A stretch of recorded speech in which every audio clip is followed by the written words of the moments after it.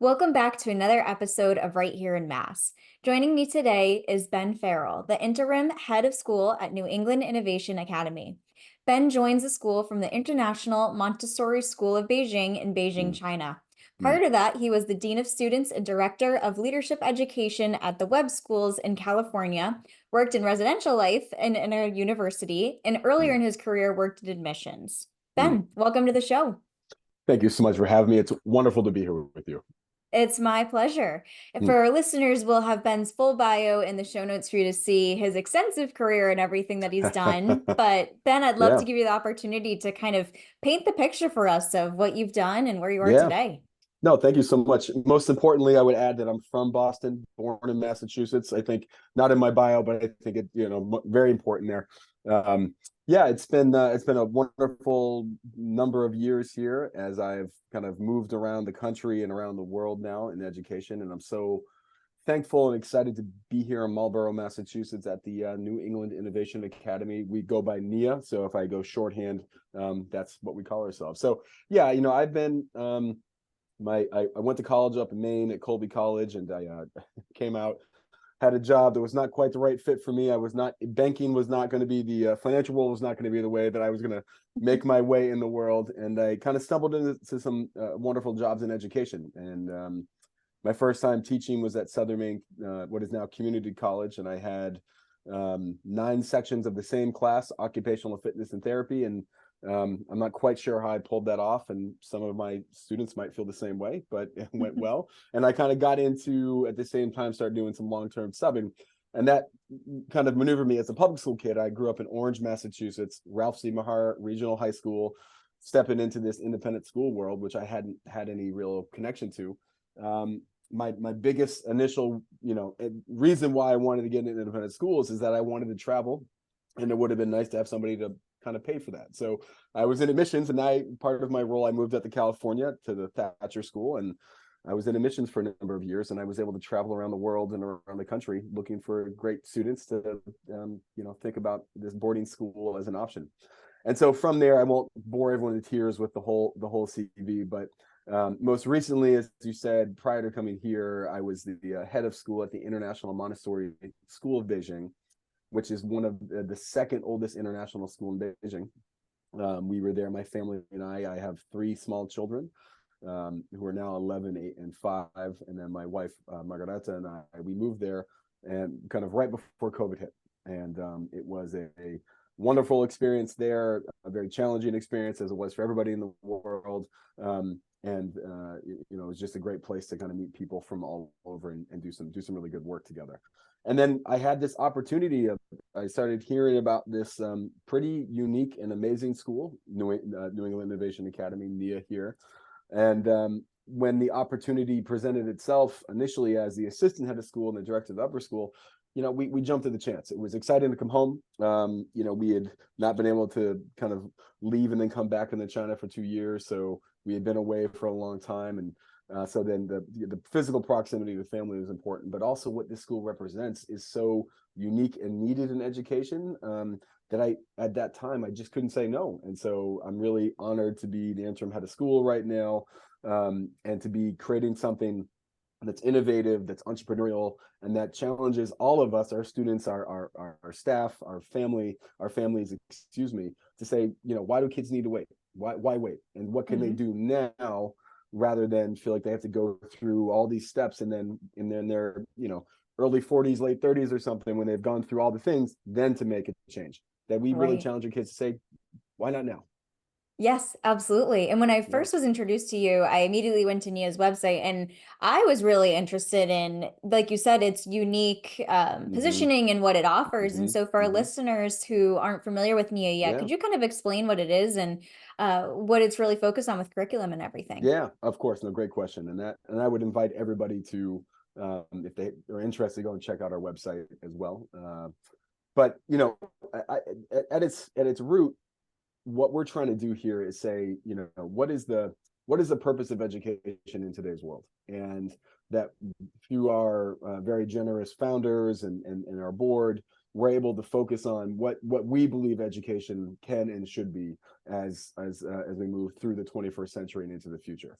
And so what that looks like, as I talked about, we focus on innovation, we focus on entrepreneurship, and we want our students to, in whatever ways those things matter to them, to have the time to find a passion in their lives.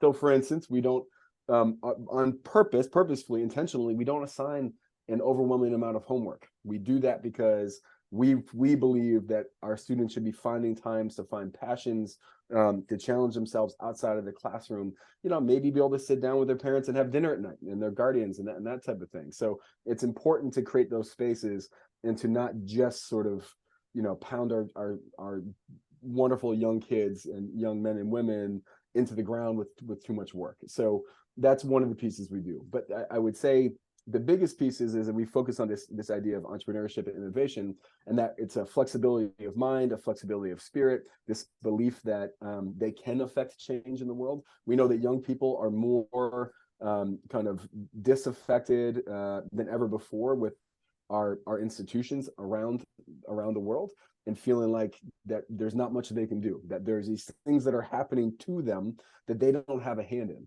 And if we're doing our job right at NEIA, we should be part of the antidote to that. We say to our students all the time, hey, if you got an idea, let's go forward with it. And what's really exciting about this school is that, at every school I've been at, in all of their wonderful ways, we center the students, and that we really focus on their beliefs and what they need. And here we actually do that. And we give them a language to how to shape what they're thinking and communicate that, and through a design process called human-centered design, which at its root is really about building something with empathy for the end user. It's not what I think you need, and then I build that, create that, whatever it might look like. It's what I know you need after an iterative process, and I'm building that again with the idea of empathy and love and the focus on that end user.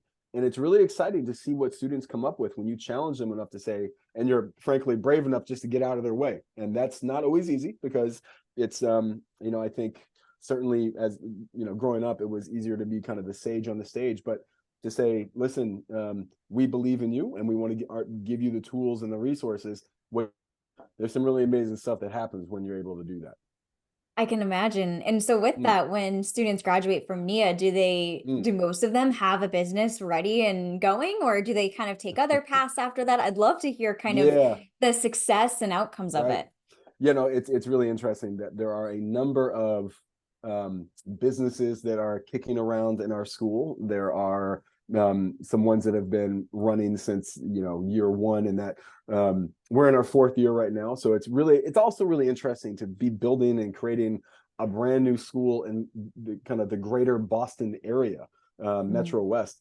You can't throw a stone out here without hitting an amazing school. And so it's to kind of break into that marketplace, identify who you are, make sure there's not confusion in the marketplace, and then also really build something needed. It's challenging, but it's really exciting. So our students have created a number of businesses, a number of small scale, large scale. There's this, I'm smiling because I'm looking for one of them. We're all kind of junior salespeople for a business called Pop Soap, which is kind of combining soap and fruit, and something that our students started in year one that is now with the founding team has graduated, and they have now passed on that business to a group of younger students. And so they're going through all the pieces of what does that really mean. It's not just like you got to pay taxes, you got to go through the process, you got to go in that way. But our kids are really creating some really exciting stuff. And some of these outcomes, I think that is the question. It's as in our first 3 years, we had these wonderful ideas, kind of lofty goals, but we hadn't had a graduating class yet. So I'm really, really proud to say that our first 15 graduates last June, they graduated from NEIA. And of those 15, they got into 90 different schools, over 90 different schools, and they had about $3.5 million worth of scholarships awarded to them. And the width and the breadth of where our kids have gone is also really interesting too. It's not just, all the kids are going to an entrepreneurship focused school, a STEM based school. Kids are going to large research universities, private schools, public schools, small liberal arts, large schools focusing on the arts. It's kind of across the board. And what's really exciting is that through our college admissions process, we focus on fit and not just trying to jam kids into a school that looks good on paper, because it might be a great school, but it might not be the right fit. And so we spend a lot of time talking to our families and to our students about that. So our outcomes thus far have been really exciting. Yes, I love that. And with that, with the businesses, I mean, you mentioned Mm, Pop Soap. Is it yeah, that the group of students work on a business together, or are they yeah. each starting their own businesses? No, that's a great clarifying question. So there's a number of ways that happens. So for instance, we have what at other schools would be called something like an independent study. It's a little more focused here. We call it a passion dive. And Mhm. so we have students who might be saying, I really want to learn how to, build a car engine. I want to build out an idea for an online platform that focuses on the healthcare marketplace. So there are ways that you can go through the school's process, and then outside, we have a number of students who have outside businesses that they also work on at the school. So we don't drive them to say every student needs to have 2 businesses by the time they graduate. That's not the way that we do it. It's a very much an organic, authentic process where, because also, frankly, not every kid or potentially adult knows what they want to do with their life or where their passions lie. So we're also trying to expose them to lots of different ideas, so that they can find that passion and follow something. So for instance, we have all of the normal classes that we've all had growing up, math and sciences and whatnot. We have an integrated curriculum, which is really excited, so that our teachers are able to kind of connect and build off of something together. It's a competency-based system, it's been really exciting for me as an educator, because I'm not having lots of conversations around, well, Ben, I got an 89.4. I need that 0.1 to get 89.5, which will kick me up to 90%. What do I need to do? We're not having those conversations. We're having conversations around, what do I need to do to understand this more? What do I need to do to better be able to articulate what I'd like to do? So we're just now building out something called the Hatchworks. We are the owls, the NEIA owls. So we have a lot of bird themed ideas and spaces on campus. But the Hatchworks is an entrepreneurship space where we are dedicating space in our building over here in Marlboro for students to have a physical space to sit and to create and to build out their businesses, which is also really exciting. And we're going to staff that as well, which is also exciting too. It's not just an empty space with some desks and dusty chairs and whatnot. This is going to be a vibrant space where kids are able to go into, and they have to apply to get into it to be able to use it as a space, in addition to our maker space called the Hive.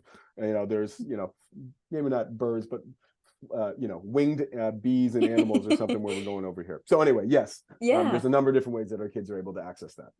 And it's, I think, so wonderful that NEIA has been able to create an environment both on campus and off Mm-hmm. campus where students have the capacity and freedom to, like you said, think and build and play and create, Right. between, like you said, the makerspace and being able to build out the space on campus Mm-hmm. and everything, plus not really giving them homework, and then Right. giving them that time and capacity to be able Right. to just play around ultimately and think of Right. new ideas. Right.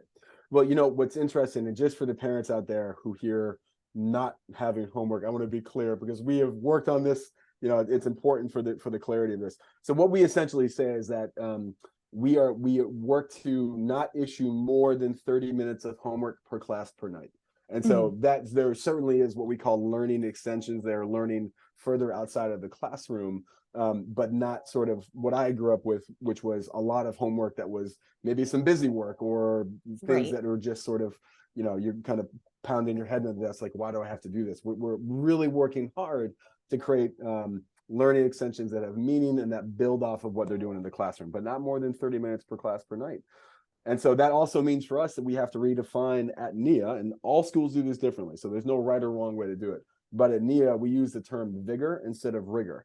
And what vigor means for us is that it should be a vigorous curriculum that we have long blocks, about 70 minutes or so of per block, and that we really want those to be vigorous, engaging. Kids are moving around. They're not just sitting at a desk and kind of receiving information. They're a part of it. And that when they get up and do that, that vigor, the vigor of the classroom engages their minds, and that those integrated classrooms and the integrated subjects are able to build out different connections than we've seen before, and which has been really exciting for us. Yeah, absolutely. Yeah. And am curious about NEIA being located in Marlborough. I don't know if Yeah. if there was like an intention behind it. I don't know if maybe there was research done to kind of get a Mm, feel for where entrepreneurship might be hmm. more prominent or anything like that. Like, I'd love to hear kind of the Yeah. strategy or process behind that and the No, great location. question. Yeah, so we're so excited to be here in Marlboro. We love it here, and we really do our best. We want to be part of the town and be connected to everybody here in the Metro West area, and certainly in Marlboro. I think there's a real hub of innovation going on out here, and it's Hmm. exciting to see all of the different businesses. And this is another part of who we are, where we want our students to not just read about it, have me talk to them about it. We want them out there with people who are actually doing it. We want them to see businesses in action, to see people actually walking the walk and not just sort of talking the talk. And so connecting our students in this very vibrant area in the Metro West region is really exciting. And so we're Hmm. continuing to build that out as ways for our students. And we have we like to have some flexibility in our schedule. So for instance, we have a student right now who is heading in on probably one or two Fridays a month, is going to take time away from the class day and head into MIT and be an intern at MIT during the day. And so Oh, using that awesome. as a vehicle, as a way for other students to find other ways to be out actually doing internships, learning, is really exciting for us. So we feel really well placed. The other part of it is that we're at the end of a road called Lock Drive, which is at once you can hear the highway, but it's also kind of recessed back in the woods. But we're at what once was an old Verizon call and conference center. And so the physical scope of our campus, it's exciting that our staff live and our students live in renovated hotel rooms and that have been turned into apartments, into dorm rooms. And so we've really done a lot and invested a lot of money in the space and in the area to create this kind of very unique and I would say leading classroom school environment that is very open, very accessible, lots of light, and very intentionally done. Hmm. And actually, just next week, we're going to be breaking ground on the 9th on our brand new $15 million athletic center. And we're Oh, so excited amazing. about that. So all these pieces coming together, but I think that was part of the 26 acres that we're able to find out here in Marlboro, in addition to the vibrant area and all the businesses and all the thought that's happening out here, is really exciting for our students. Absolutely. Yeah. And so in addition to the groundbreaking that you're doing on Mm, the athletic center, could you talk mm, about any other exciting things that are coming up for NEIA and yeah. just new developments that you feel Yeah. really passionate about? Yeah, well, something, and I can't say this is new. Well, it is. If I take a step back for a second, if you remember, what was it now, 2 years ago, kind of right when generative AI landed in all of our labs, certainly in education, you heard a little bit about it, and then all of a sudden in October or November 2 years ago, there was this ChatGPT was everywhere, and there was not really, there wasn't a warning. It wasn't there, and then it was there, and then what do we Yeah. do? And one of the things that I feel so honored to be a part of here at NEIA is that I had the space to go to our students and say, I'd heard about it, and I went to our upper school and I said, listen, guys, what do we do with this? What do we do? Hmm. And it was amazing to see the range of reactions in that room and what they spoke about. Because I think it's run the gamut of what I saw initially about what AI was and what it can do. There were some students who saw me and they're like, oh, wait, he knows about it now. So there was that grouping, let's keep it honest. There was that grouping of students who were like, oh, Ben, okay, he knows about AI. And they've probably, kids are always further along than we are in what they're understanding, what they're seeing. But I think they appreciated the idea, and that's also part of our ethos, to have a real conversation with me about it. So we had some of our kids who said, I don't want it to write the paper for me, but maybe it could help me sort of come up with, like in my ideation phase, and to come up with, Yes. what do I do? That we had one student who said, this is going to be the death of original thought, and another student who said, wow, this might make us more human, because all of the busy task work that would take potentially quite a long time can be condensed and done very quickly, so that when we interact together, we've got to be more human together. And I thought Hmm. that was beautiful. I mean, this was a 16-year-old young man who came up with that. And I was kind of blown away by that. And then that informed my understanding of AI. And so what we did as a school is that later that year, every year we do something called a NEIA Forum, where we invite a leading expert on a topic into the school. We invite other schools from the area in, and we just sit and listen. And then we center the students to say, well, what should we do with this? So that first year, we brought in a professor from MIT, Professor Kennedy from MIT, who works on collective intelligence, which is the real stuff that's out there. We're seeing sort of, AI is just, we're seeing sort of just pieces of what the fullness of what it's actually doing already. But the idea of humans and AI working together, and she spoke about that in such a compelling way. And then we just asked our students a very simple question: what do we do? And then we took that and we wanted them to be part of the conversation rather than, 40-year-old people like me, 28-year-old people like me, telling them what we should do with it, that they got to have their say and have their voices heard. And that was really powerful. So anyway, that's really exciting. And then we have a couple of committees that we're starting this year, one of which is the Emerging Technology Committee. And we're looking to build out here in the next year or two, kind of like what a classroom of the future could look like, and then what needs to be in it. And then, if we have innovation in our title, we can't be behind. We can't be the school that's kind of trying to catch up. So we're really excited about where that might go. And, hopefully by the end of the year, I can fill you in on where that's going to go, because I think that's going to be really exciting. Oh, absolutely. And of course, as you mentioned, within just having innovation in your name, it sounds like NEIA is constantly looking for ways to see new things that are emerging, trends that are happening, and finding Very ways much to so. bring it back to the classroom. Right. And that's really exciting too, because, and again, there's no knock, in my previous schools or other schools out there. We just know that at NEIA, if I also back up for a second, it's so exciting to have such a dynamic, engaged, and excited group of staff who work here, both teaching staff and non-teaching staff. It's one of the most incredible places that I've ever worked at, because this might seem very silly in the way that I frame it, but hopefully it'll make sense. Everybody's chosen to be at NEIA, to be at a startup in education in the greater, again, in Massachusetts, in New England, in the greater Boston area. There's so many great schools around here. And so that when I say people have chosen to be here, people know who we are as they step into this idea.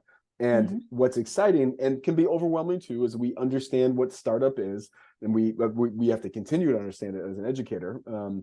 But here we're not just kind of like turning the dial. We're building something new all the time. So just like our hallway conversations are so exciting, because I'll walk by someone who's like, well, I just came back from this conference, and you think we're talking about AI now, but they're talking about connecting, AI to, creating brain matter from brain cells and creating something totally new. And it's like, okay, well, let's talk about that later, I get, just like these really exciting things. And that we have these educators, and everybody in this building is an educator, no matter what their role is, who are wanting, to your point, to bring that back to the students and to get them engaged in it. And then what do we do with it too? That's the exciting part, is that then we go to our students and say, hey, what can we do with this? And, I'm of a mind that education is obviously so important, but the more that we expect of our students, the more we expect of our young people, the more they're going to give us.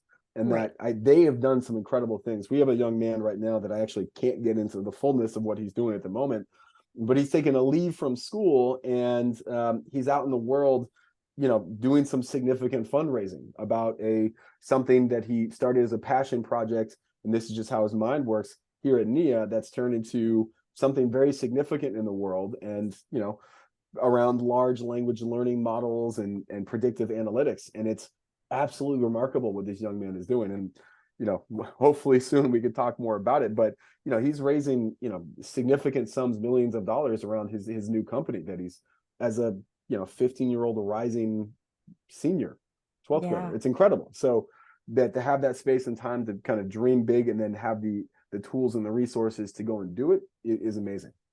And I can imagine that for you as an educator, it's incredibly gratifying to see instances like that and see things follow through post-graduation, and see how students continue to transform and build these new ideas. Yeah, it is. You can probably hear the excitement in my voice about this, but other examples. And so there's that, and then there's so many other examples of that here. And that is, and everybody comes to that space in their own way.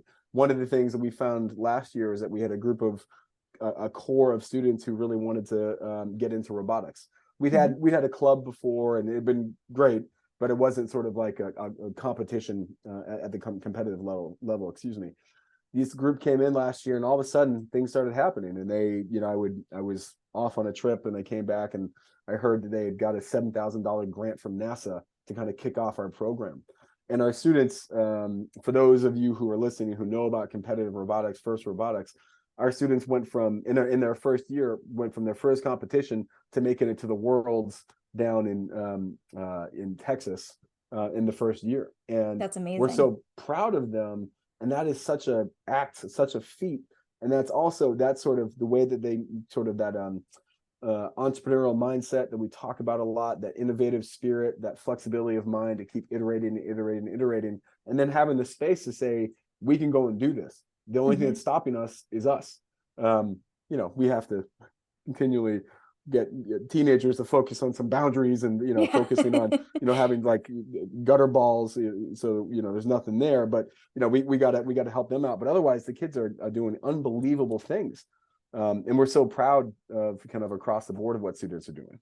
Absolutely. And Yeah. so as they're thinking of their business ideas, do any of the staff have any type of like prompting that they do to kind of like open them up to certain ideas, or is it really just free range, whatever they're interested in? No, there's all sorts of, I would say that if to go and check out our website and see what the kind of the course offerings look like, because as I might have mentioned earlier, I might have missed this in my excitement, but again, we have our normal classes that everybody has, but then we have a class, it's a required class in 9th grade now called Entrepreneurship, Foundations of Entrepreneurship. And so all 9th graders will take that, and we're building out an elective track past that. We also it's a little bit further in here, our Innovation Studio class. So every kid grades 7 to 12 takes Innovation Studio, and there's all sorts of different tracks they can take once they've done their foundations. So what's wonderful is that we have teachers and we have people who have real life experience. So as I think about our Innovation Studio classes, we have people who've come in with real world designer in residence who are coming in and who have done the stuff in the world and are able to teach our students not just, again, the theory behind it, but like this is how the applications of it have worked or not worked out in the world. And so our kids at a young age, imagine as a 8th grader or 7th grader, you're coming in and you're seeing something from somebody who is a real world expert that is helping you shape where you go with it. And you got to learn by doing. Everyone makes mistakes, but also to really kind of pick you back up and help you iterate and build that idea, the product, the process, whatever it might be, with a really great focal point of where they want to go. And I think as we build out our entrepreneurship program, combining those two is going to be really, really exciting for us, because the innovation into the entrepreneurship and all of that working together is going to be amazing to see what our kids are doing. Absolutely. And so say there's a business owner who's listening in who's like, what, I feel really passionate about what NEIA is doing. I'd love to support them in any way. How could they do that? Oh, please reach out to us. There are so many ways to do this. There are, I would say initially one of the things we're always looking for are to meet great people and to continue to meet our neighbors and understand, the local area and all that, how dynamic it is. We're always looking for ways to have people come in and speak at the school. We're always looking for ways to have people come in and potentially do some teaching at the school. That might be a one-off class or something like that, or something more, formalized. We're also always looking for places for our students to get out and either see a business, or ideally, when it's possible, and I know this is where, we got to work through all that, to have our kids have some internship time out there too, and to come and see and watch and try and do as well. And so we've had some really good success thus far doing that, but there are so many ways. And we have something called the Real World Speaker Series, where every month somebody who is a real world doer comes in and talks to our students about what they do and what they've been up to. I love that. Yeah. And so this question may be a tough one for you, knowing that there's so many students' businesses, but what would you say are your favorite local businesses to support? Oh my gosh. Well, if I said anything about at the school, I'd have a riot on my hands if I focused on one or not another one. It's exciting that we're finding ways to get our products out over the course of the year. So our students they have their own websites, are connected to local kind of artisans and getting them out in that way, which is really great. And then, of course, online. There was a student last year who was going to, what were they going to do? It was a map. They were going to create a map. And I forget if the map was, it was going to be kind of custom made into either a phone case or into maybe a mouse pad or something, but it was something that was like very localized to you. I was really excited about that, and just sort of have my Massachusetts roots right in front of me. I was excited about that. You know, local businesses, my wife and I, we love the town of Marlborough. I think we really punch way above our weight here, and there's so many amazing places. There's a new restaurant in town called Wemmy's that we've really enjoyed heading down to, and a local barbershop, the Clubhouse barbershop, was, you know, I need a haircut right now, but you know, there's some really great, wonderful people. And what I love about Marlborough, excuse me, is its diversity and the how excited people are to kind of make connections and to grow something. So what I think one of the hidden, or I shouldn't say hidden, but one of the pieces about this area that I'm coming to know and to love is how much everybody wants to support each other, particularly those of us in town, and how much we want to build something together. So I think that local focus of ours, we're never going to lose that. And we're so thankful to be here with everybody in Marlborough. I love that. Ben, this Yeah. has been such an awesome episode, and I've really appreciated having the opportunity to have you come on the show. And I would love to give you the opportunity to share with our listeners where they can find you online in case they'd like to connect further. Yes, of course. Let me just pull up and make sure I get the website address the right way here. So it's you please come and meet us, come and see us more at NEIAacademy.org, and that NEIA. The A is Academy and in NEIA as well. So please come and check us out. We'd love to hear more about you. We're always looking for great students, for great parents, great community members to be involved. You know, I think it's interesting. My 8-year-old son, had a birthday party here last year, and we had a bunch of his teammates and his classmates came over, and there's still a number of them didn't know that we were here. And so it's really exciting for us to be talking to you, and to hopefully hear to kind of connect with some local area businesses and families, just to understand a little bit more about who we are and where we're placed, because it's exciting. We're excited to be part of the community, and we're excited to get everyone over and onto campus whenever they like to come and get a tour. Amazing. And I will Yeah, link to the website in the show notes that where our please. listeners can click through and connect with you from there. Yeah. But thank you so much again for coming on Right Here in Thank you for Mass. having me so much. I really appreciate this.